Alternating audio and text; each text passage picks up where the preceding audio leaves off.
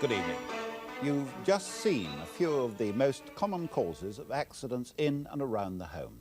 Are our homes castles? Could they possibly be coffins? Most of you watching this programme are in your own homes, so you think you're safe at home. In Northern Ireland, 5 years of bombing and shooting have caused some 1,100 deaths. That's in 5 years. In only 1 year, accidents in the home average 7,000 deaths. And the number of domestic injuries makes our homes seem like battlegrounds. On average, 270 people injured at home end up in hospital every day. And every day of the year, over 4,000 men, women and children need medical treatment because they've fallen or burnt or cut or poisoned themselves in their own homes. And most of the victims are children and old people. The tragedy is that many of these accidents in our homes could have been prevented. We can prevent many more if we anticipate potential danger spots in our home and put them right before they cause injury or even death. See if you can spot the hazards at home in our test tonight. There are hazards concerning fire. We all know that fire burns. How quickly will it spread? What other dangers will it bring? With which sense can you recognize an electric current? Well, you can certainly feel it if you handle it the wrong way. Suppose one of your family is badly injured in your home. Can you help them? Could you give the kiss of life effectively? And just to keep your spirits up and in festive mood, we've something to say about the extra dangers in your home at Christmas time too. So see if you can answer our questions. In this week's Radio Times, there's a form for you to write down your answers and keep your score. Now, if the Radio Times isn't to hand, any piece of paper will do. You'll give yourself 1 point for each correct answer. Now, we've got 3 guests in the studio who are going to do the test with you so that you'll have someone with whom you can compare your score. There's Delia Smith, who's well known for her television cookery demonstrations there. She works in what is known as the most dangerous room in the house, in the kitchen. Have you ever had any accidents, Delia? The most serious one was the one we just saw. You know, the oil catching fire. That was the most serious one I ever had. And Mr. Stan Ward, who's the Group Safety Officer of FG Minter Limited, who are the great building contractors, of course. Now, your industry is ringed around, isn't it, when you're actually building our homes with restrictions and regulations? This is true. Ladders have to be properly constructed. Step ladders have to be properly constructed. They have to be secured in position or held in position. And if we use electricity, very stringent regulations exist governing the use of this. But you've got a very bad safety record in your industry too. Yes, I'm afraid we have. Is that because you're high risk? This is because we're a very high-risk industry. And Mrs. Mary Miller from Cardiff, who's been voted Mrs. Britain by all the Daily Mirror readers. Now, you've got 7 children. Yes. Is there one of them who's particularly accident-prone? Well, when Andrew was 1 year of age, he walked underneath the kitchen table and pulled the teapot over on his arm. Just a minor scald, you know, but it was very nasty for him. So you have to be pretty conscious with 7 of them yes. running around under your feet. Yes. Good. We'll keep their score on this scoreboard after each section, and you'll be able to compare it with your own at home. Our first section of questions, illustrated on film, deals mainly with children. Now, if you don't have children living in the house, remember they often come to visit, especially at Christmas. And remember also, something that isn't a dangerous hazard in your home as a rule can become one very easily with children around. So watch carefully, give yourself 1 point for each correct answer.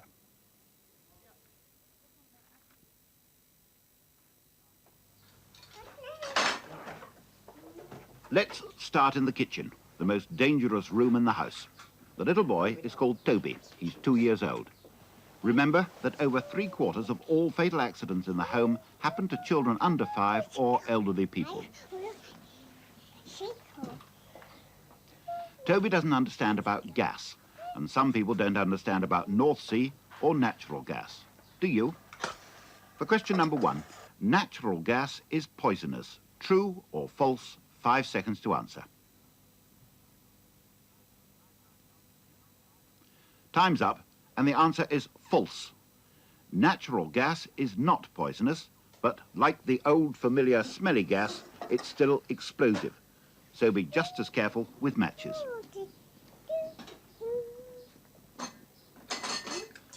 For questions 2, 3, 4 and 5, look out for 4 hazards that are dangerous for a 2-year-old.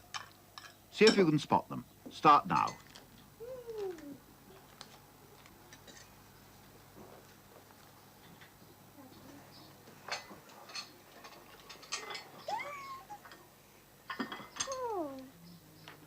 How did you get on? Perhaps you found more than 4. However, score 1 point for each hazard we mention. First, the overhanging tablecloth. No hazard at all to adults or older children. It can be very dangerous for a 2-year-old. Next, a big box of matches within easy reach. Children playing with matches probably start more than 10,000 fires each year in the Greater London area alone. The cupboard next. All sorts of household products within Toby's reach. The most frequent causes of poisoning accidents to children among these are bleach, disinfectant, paraffin and turpentine, but there are plenty of others. Finally, the steaming kettle facing out from the stove, an attractive sight and sound to a youngster, and a dangerous one. 1 point for that. Routine jobs in the kitchen, like preparing a meal, are full of hazards when small children are around. Watch young Toby. Your daddy can be home soon. Won't be long now. He'll play with your lorry for you. Will you have a game with your lorry when he comes home? Nearly ready now.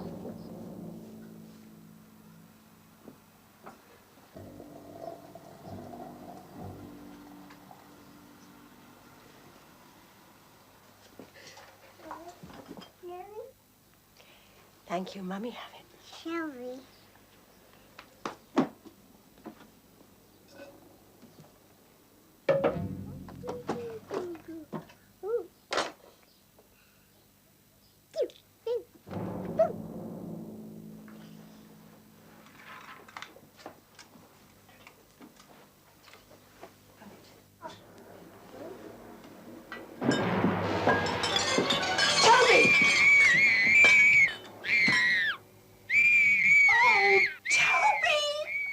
Question number 6.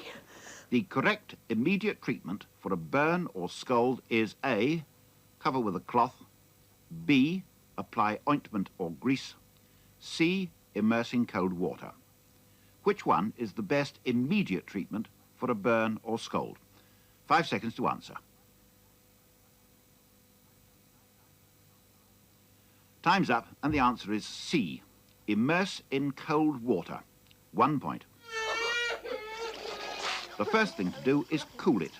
Remove as much heat as possible from the burnt area to prevent further destruction of the tissues, and cold water is the best way. This will reduce pain and lessen shock. Next thing to do is to get medical advice. Covering with a cloth immediately or applying ointment or butter are wrong, as both will trap the heat and cause discomfort. Chip pans should not be left unattended. Every night of the year, 30 ladies don't sit down to the evening meal with their families because they're receiving hospital treatment after a chip pan fire. They did the wrong thing. Do you know what to do? Question number 7. The correct method of dealing with a chip pan fire, having turned off the heat, is A, cover with a damp cloth or lid, B, carry it outside, C, pour water on it. Which is the correct method? 5 seconds to answer. Time's up and the answer is A, cover with a damp cloth or lid. This cuts off the air, and providing you leave the cloth there for at least 10 minutes and have turned off the heat, you'll have got away with a dirty stove and ceiling. If you don't have a cloth handy by the stove, perhaps it would be a good idea to keep one there from now on, just in case. And if you're wondering what some of the 30 ladies who are in hospital did, we will show you. In this demonstration, we added a can full of water to a chip pan fire. But the fireman who did it took the precaution of fixing his can to a 12-foot pole. It was just as well he did.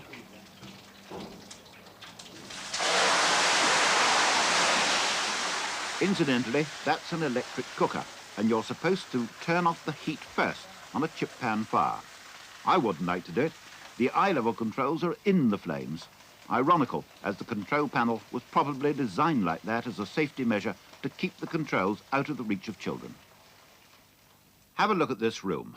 It might have been left like this after the household had gone to bed. Not a tidy room, jacket and tie over the back of the settee, which has a wooden frame and covered polyurethane foam upholstery. Now look at the same room some time later after the fire. How long did the fire last, do you think? Look at different parts of the room before and after. Now, the question. How long did this fire last from beginning to end?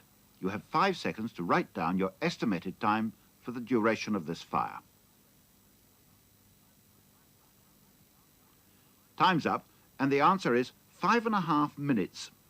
If you estimated any time less than 15 minutes, give yourself a point. Let's see how quickly this fire built up in only 2 minutes. We set light to a piece of paper in the magazine rack. A carelessly dropped match often starts a fire like this.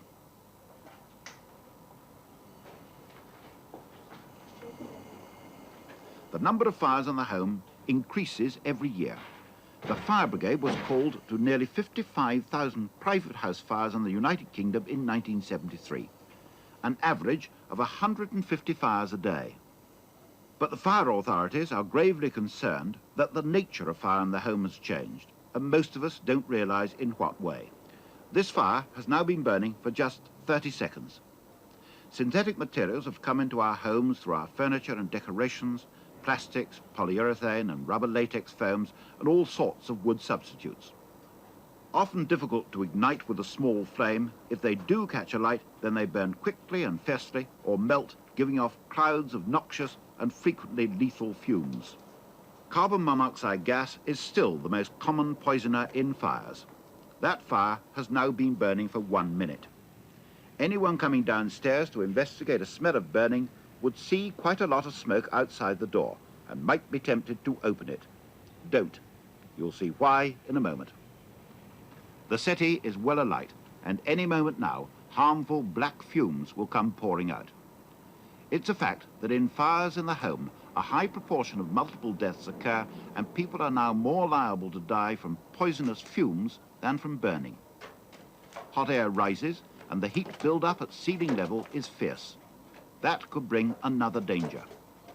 1.5 minutes have passed, and there's a danger of flashover. Flashover describes what happens when the contents of a room get so hot that they too burst into flames. Flashover used to be a term for industrial-type blazes like Flixborough. Now, flashovers are on the increase in fires in the home. Before the 2 minutes is up, those thick, acrid fumes will obliterate our vision. So far, the door has kept those fumes back quite effectively. 4.5 minutes after the fire started, we opened the door remotely. Not much chance for your lungs on those stairs now. If flashover had occurred, a ball of flame would have set the stairs and banisters alight in seconds, cutting off that escape route. Down in the living room, the opening of the door revives the fire so vigorously that it becomes visible even through the thick black smoke.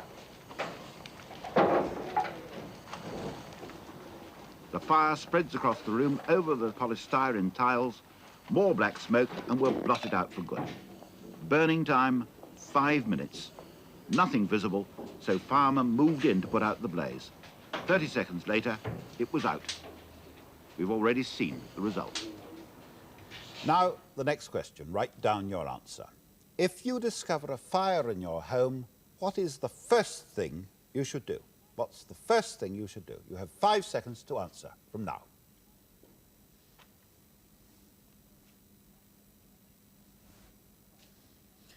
All right, time's up. Now let's just go around. Delia Smith, what have you written down? Close the door.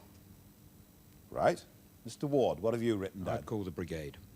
You'd call the brigade. Mrs. Miller, what's your answer? Close the door. Close the door. Close the door.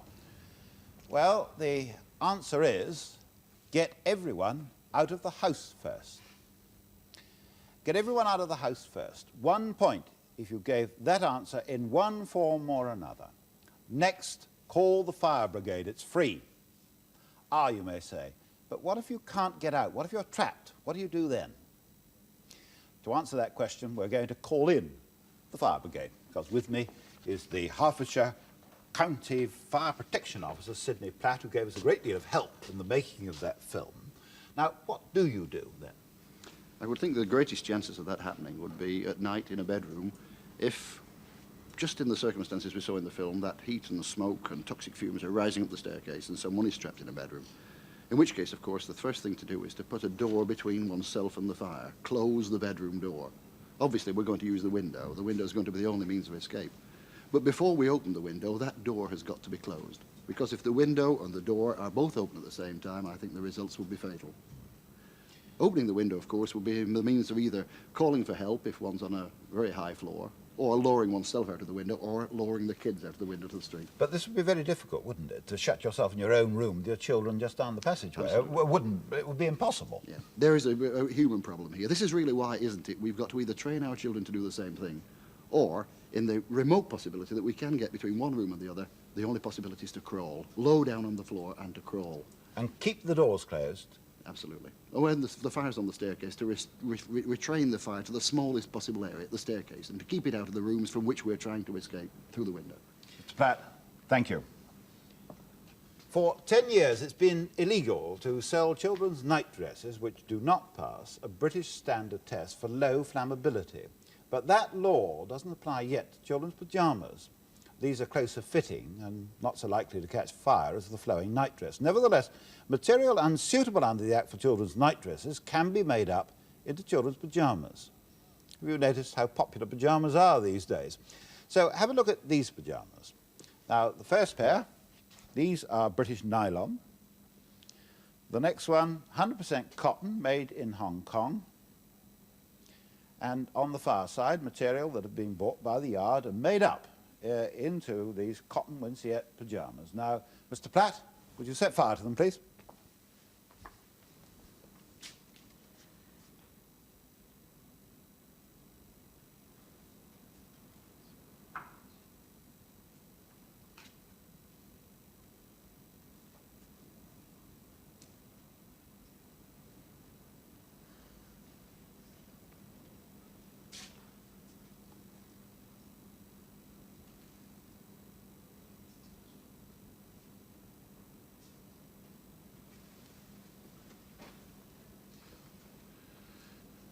I must say the one at the end is well and truly light. This one's not light at all, is it?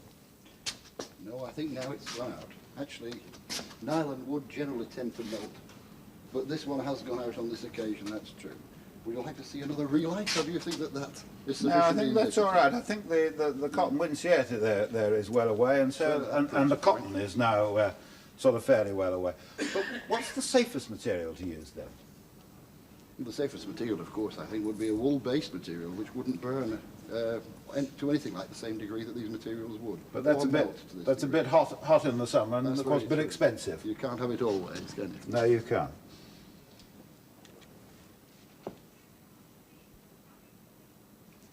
And now, here's a very nice teddy bear. When you work it out, about the same size as what, a 4- or 5-year-old girl. For question number 10, what would you do if this happened to a child in your home? You have 5 seconds to write down the answer.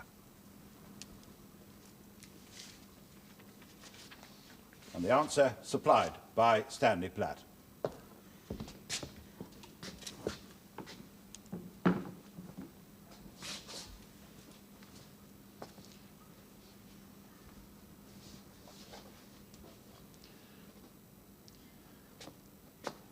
Now, that's all right with an inanimate bear, but what about a child? Yes, Teddy's a fairly docile subject. A live child would obviously be running around and need catching, a rather horrific situation. As well as which, I think that I can handle a teddy bear rather calmly, whereas with a live child, it would obviously be a different situation. But the same thing is applicable in both occasions. It means getting a child to lie down horizontally so that the flame doesn't come in the direction of the face. It means stopping them from panicking, and it means covering them up with something like this. This is a blanket, obviously the tablecloth, a hearth rug, the curtains even, a jacket would do, in order to be able to smother the flames. Or even yourself? Even yourself, if it comes to that sort of situation, to keep the flames in. Stanley Platt, thank you very much. If your answer agrees with what Mr. Platt did, give yourself 1 point. If you'd rather not have that kind of experience, then make sure your fire is guarded properly. You need a secure guard whether you have an open coal fire, electricity, gas or an oil heater. Oil heaters deserve a special mention. It's estimated that some 12 million are in use throughout the country. By law, these have to be tested to a British standard.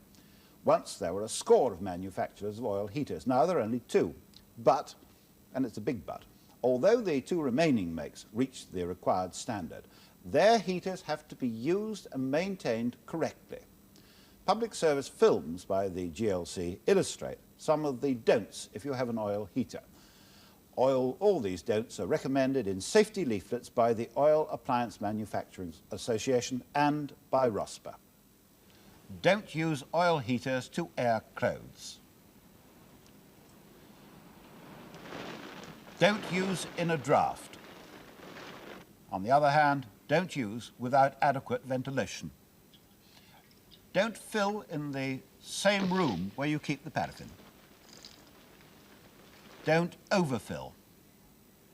Don't fill while alight.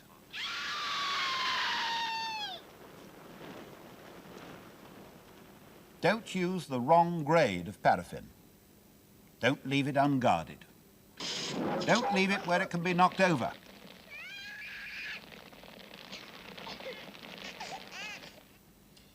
Don't carry it when alight.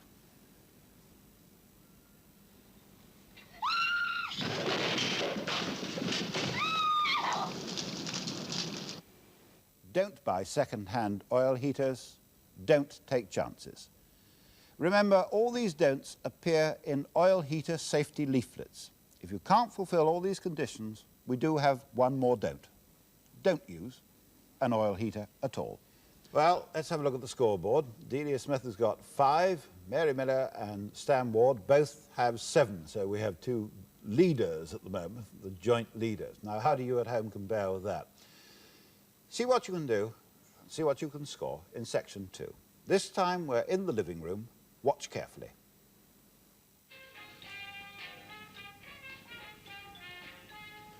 There are 5 hazards to look out for here. Start now.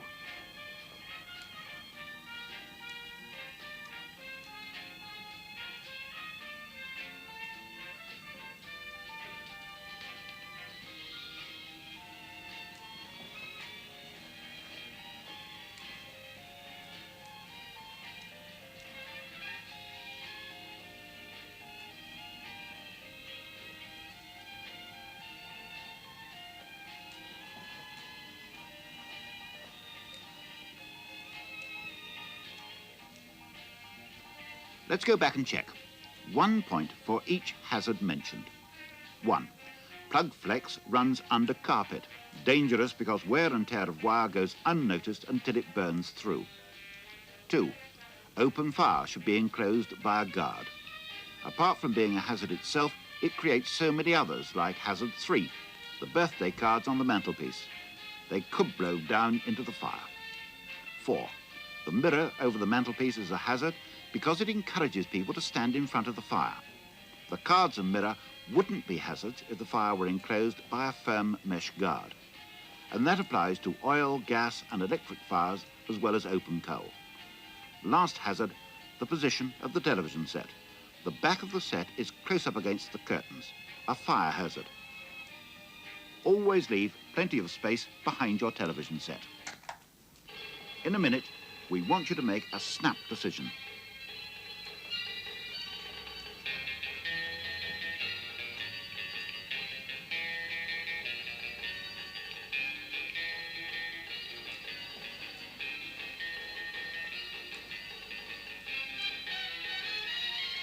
One of the most common causes of death from fire in the home is clothing catching alight from an unguarded fire.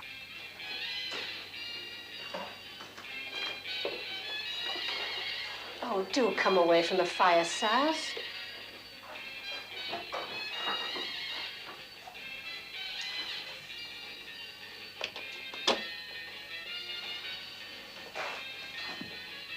Saz, I've told you, we get away from that fire. Get my cards. It's all right, love, but just go and look at your cards somewhere else.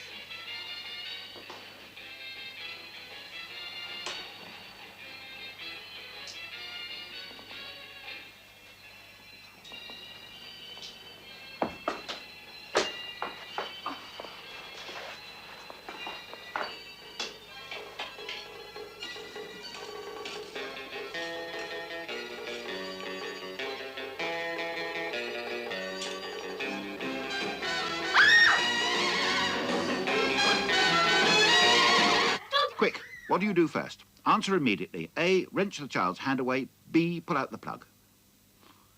Time's up. A is wrong. If you touch the child's hand, you might get a shock yourself. B is correct. Break the power source. This is the connector that you saw in that incident. It's a sad fact that this socket has a safety shield, and had it been fitted properly, that accident couldn't have happened. It's now fitted correctly. You see, what happens is that there is the safety shield in there. You can't get your fingers at it. That's the end that is attached to the power. Power comes down there and into there. Can't touch it. That's the end that goes into the appliance. But there are a lot of people who don't know about electricity, and they've got a 50-50 chance of wiring this up the wrong way around if there's nothing to warn you when you buy it, which end you put to which. And there wasn't with this one. And it's easy to say, get a professional electrician to do it. It's not so easy to find one for small routine jobs like wiring up plugs, apart, that is, from the expense. So if you have to deal with your own plugs, do you know your electrical colour code? For question number 7, this is the correct code for wiring a plug. True or false? 5 seconds to answer.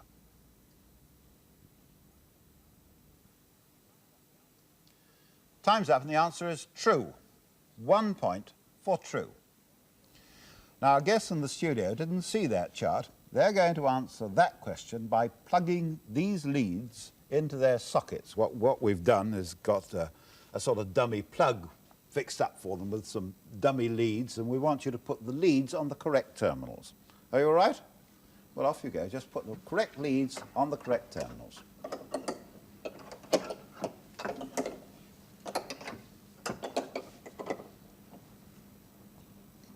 Now, Mrs. Miller, you think that's the right way around, do you? No, actually, I think that should have gone over there. You think the striped one should be on the other side, do you?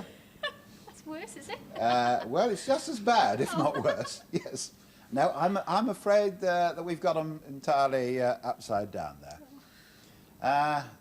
Delia Smith, you think that's the right way around, do you? I'm afraid that's not quite the right way around either. You've got the neutral one, which is the brown one on the left-hand side, and the live one, which is the blue one, on the right-hand side. You've got them the wrong way around, but you do have the correct earth on. So you don't get a point there. Mr. Ward, you're the only one who's got it right here. You've got the striped earth up the middle, you've got the neutral blue one on the left, and you've got the live brown one on the right. Do you have a way of remembering this? So you get a point for that. Do I have a way of remembering it? Not really. I just have to remember that the earth is the green and yellow. I think this is the most important one to make sure that's connected correctly. Well, Delia Smith for that section got 4 with a total of 9. Mrs. Miller has now got a total of 11, and Stan Ward has now put his nose in front with 13. Are you beating that at home? For our last section of questions, we check up on hazards in the rest of the house, the bathroom, the bedroom, the stairs. Watch carefully.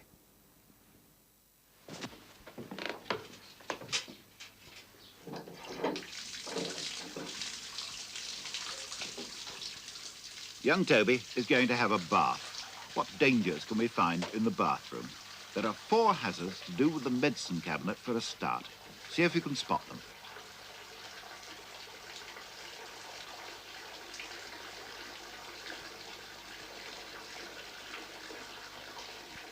Now for the answers. 1 point for each hazard. 1. The medicine cabinet is badly sited. Steam from the hot tap can affect the contents, and Toby could easily reach it if he climbs onto the ledge. Which brings us to hazard number 2. The cabinet isn't locked, and with young children about, it should be. Number 3.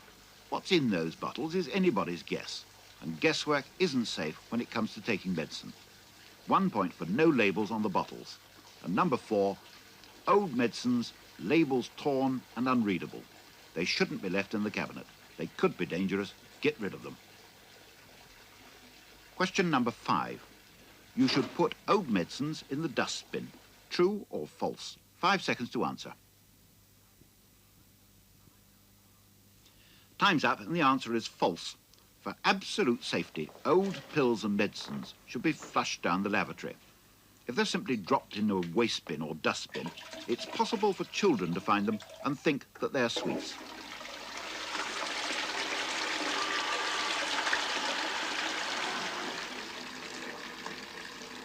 Safer for Toby to have a biscuit, or is it? In 1971, many more children under 5 died from choking than from poisoning. At that age, you've just got to watch them for everything. Here's another one with young children. Cold water before hot when filling the bath.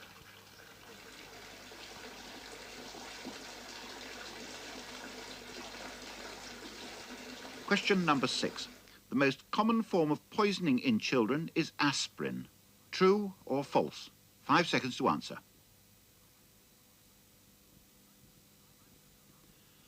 Time's up and the answer is true. Most households have aspirin, and if you leave it about, children will get hold of it.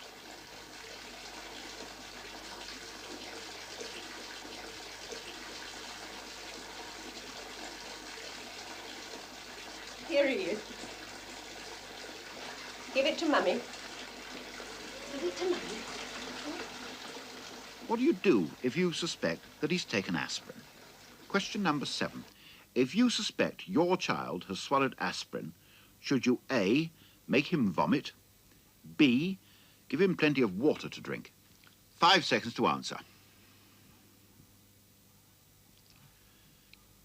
Time's up and the answer is A, make him vomit. 2 tablespoonfuls of salt in a tumbler of tepid water should do the trick. And don't overdo the salt. More than 2 tablespoonfuls of that can be dangerous. Come on then. Bath time. Hello. And there's crackers. Now he's finally in the bath, and you can relax and play with him. And there's a nice warm fire to stop him catching cold when he comes out all wet.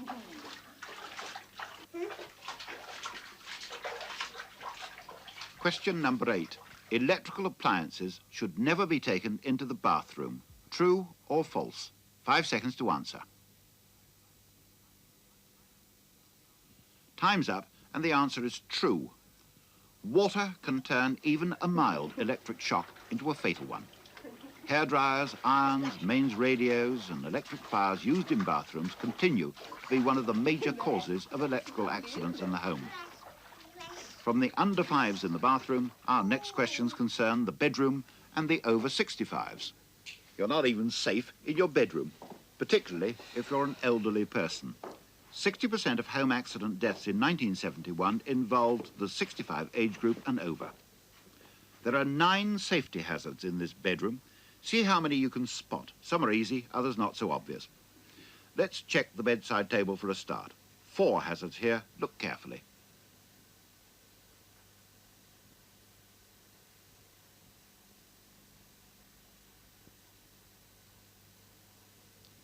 Did you spot all 4? Score 1 point each. First, the small ashtray. Smoking in bed is a real fire hazard, but if people insist on doing it, then at least use a large ashtray that won't tip over. 2, medicine and pills, dangerous at the bedside. Old people sometimes drowsy, forget, and take them twice.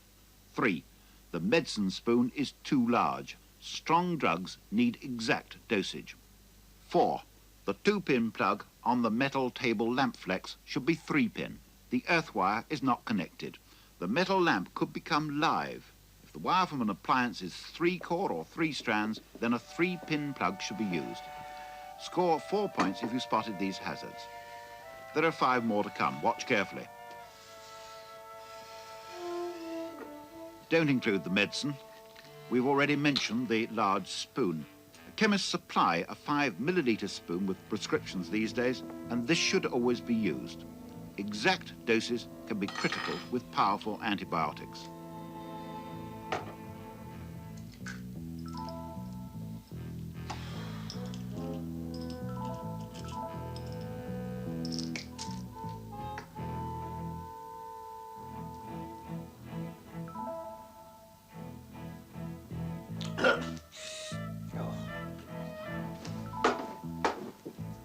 Remember the 2-pin plug, not earthed. We counted that earlier. 3 more to come.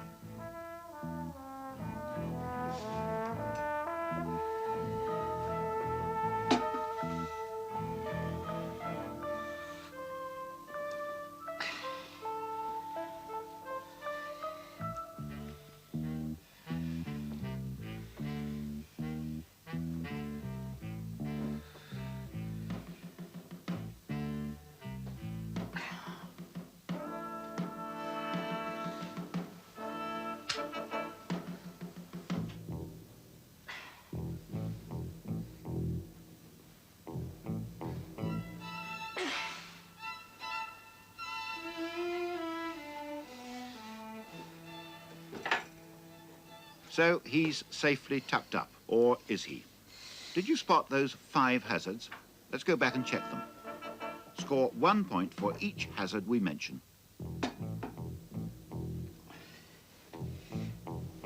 The worn electric blanket. 1 point, easy. Nobody would let it get into that state. Really? Manufacturer's instructions advise a professional overhaul every 2 years. How long have you had your blanket? And when did you last have it properly checked? The electric blanket is now wet. So are the old man's hands. 1 point.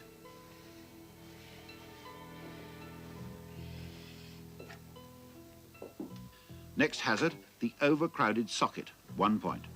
And 1 point for the short flex that could trip him up.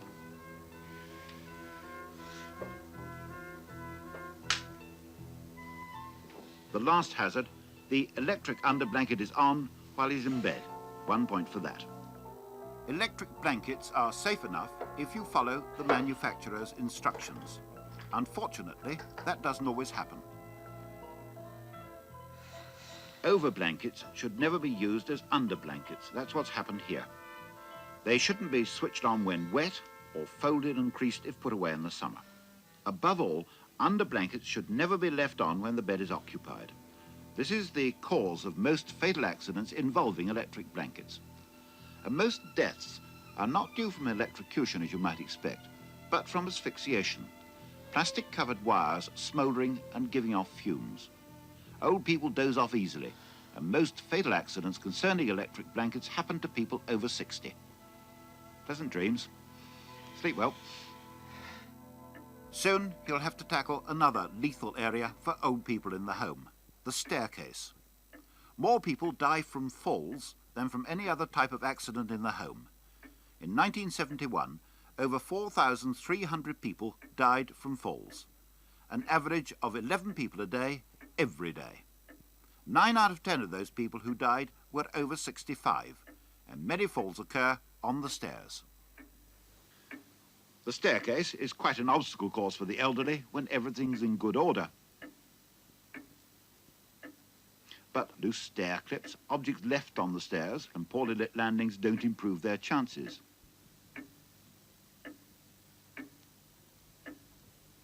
Add possible physical defects like poor eyesight or stiff limbs, and hazards with clothing like untied shoelaces or worn slippers, and you begin to see why falling downstairs is so high on the home accident statistics.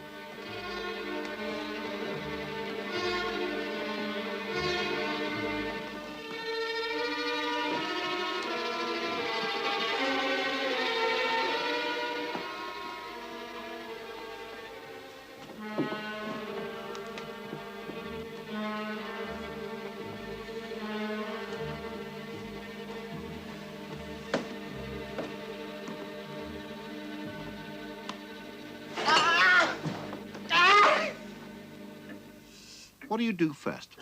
The old man is not unconscious, but he is suffering from shocks and may or may not have serious injuries. Here is the question. Faced with this situation, should you first, A, help him to sit up and check for broken bones, B, keep him in the same position, C, give him a pillow and a cup of hot, sweet tea? Which one is the correct first aid? You have 5 seconds to answer. Time's up, and the correct answer is B. Keep him in the same position. And only if he feels or complains of being cold, cover him with a blanket. Moving him or giving him hot drinks or tots of brandy is wrong. He might have broken bones or internal injuries. Most important of all, get professional help immediately. Now, let's suppose that that old man was unconscious after he'd fallen downstairs and he'd stopped breathing. Could you give the kiss of life effectively? Here's our last question. To give the kiss of life effectively, the casualty's head should be A, tilted right back, B, lifted forward, C, kept level. In which position should the head be placed to administer mouth-to-mouth or mouth-to-nose resuscitation or the kiss of life?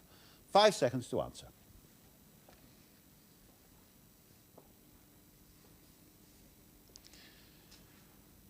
Before we give you the correct answer, let's see if our three guests can apply effective mouth-to-mouth resuscitation. Now, with us we have the Chief Instructor of the St John's Ambulance Association, Mr Jimmy Newcomb, and his two assistants here, Anne and Andy, the resuscitates. Now, if you do apply the Kiss of Life correctly, what happens on the dials here? You'll note that the black arrow will come up. Past that shaded area? Past that shaded area, which denotes then that the airway is open and that the oxygen is reaching the lungs, so the lungs are inflated. And what they have to do is to get it up within 2 or 3 breaths and keep it up for 3 or 4. Quick inflations right. Is the answer. Come along now, Delia and Stan, off you go, and let's have a look. Now, what you have to do is within 2 or 3 breaths, you have to get it over that shaded area. You come up the front here. All right, off you go.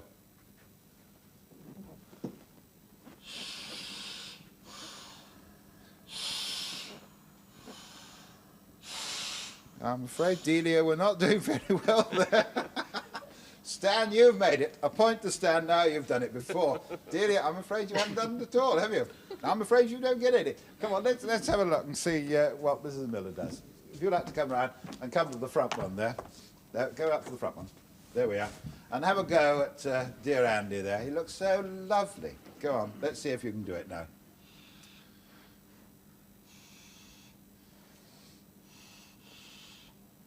I'm afraid he's not responding at all, poor fella. No, I'm sure he enjoyed that bit, but he didn't respond at all.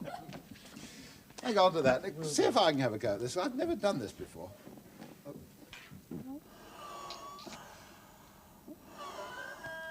Good heavens. I'm sure you're not supposed to blow as hard as that, but you're not allowed, you're not supposed to do this if the patient is breathing. Is that right? Definitely not. Show us the right way. Come on. First of all, we assume that there's nothing blocking the airway. If that is the case, we remove any obvious obstruction in the mouth, you know? Once it's back on, that is a position there, this and there. Squeeze the nose.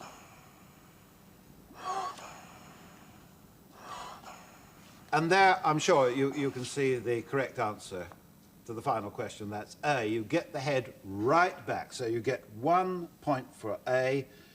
Squeeze the nose hard. Make sure it goes in. And you watch the chest rise on the first inflation. If the chest rises on the first inflation, then we know the airway is open and the air is reaching the lungs. Well, I've learned something today. Let's have a look now at the final score. Well, Delia Smith didn't catch up those 2 points. She ends up with 19. We've got joint winners. Mrs Mary Miller with 24 and Stan Ward with 24. Mrs Miller, are you really conscious of safety in the house? Well, I try to be, you know. I try to be as conscious as I can. Have you learned anything at all from this programme? Oh, yes, yes, lots of things. Mr Ward, have you learned anything at all? Yes, I think I have. What? I think the bathroom, and particularly the poisons in the cupboard, these are things that just hadn't struck me as forcibly as they have tonight. Yeah, I've learned a great many things tonight. Thank you all very much indeed.